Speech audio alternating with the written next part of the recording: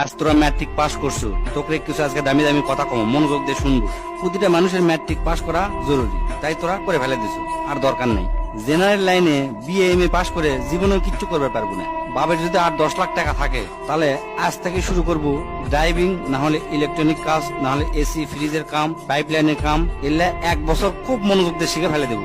এর মধ্যে পাসপোর্ট করে থবো, ভালো এজেন্সি পেলে ইউরোপ মহাদেশে চলে যাব। বিদেশে যদি তোরা দক্ষ হয়ে যাবার পারিস তাহলে লাখ লাখ টাকা কামাই করা কোনো ব্যাপারই নয়।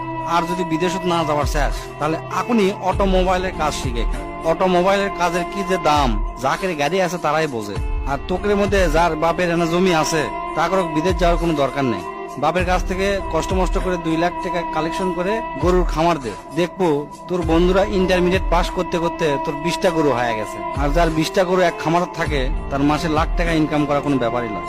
তাও যদি না পারিস, কষ্ট মষ্ট করে রাশিয়ান হোক, চাইনা ভাষা হোক, জার্মানি হোক বা ইংরেজি, কোরিয়ান ভাষা, এগুলা সবে না শেখার চেষ্টা করবো। এই কয়টা ভাষা যদি শিখতে পারিস, দেশত ক আর বিদেশত ক সব দেশতে তোর দাম আছে।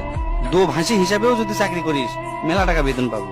আর যদি তোরা ভালো ছাত্র হয়ে থাকিস, যদি নিয়ত করিস আমি ডাক্তার কিংবা ইঞ্জিনিয়ার হমো, তাহলে কালকাই তোরা ভালো দেখে 3000 টাকা দিয়ে একটা পড়ার টেবিল কিনবো। কেনার পরে হাতত যে মোবাইলটা আছে মোবাইলটা পায়খানা ফেলে দিয়ে আসবো। আসার পরে কোমরত গামছা বাঁধে পড়ালেখা শুরু করবো, হয় ইঞ্জিনিয়ার নাহলে ডাক্তার।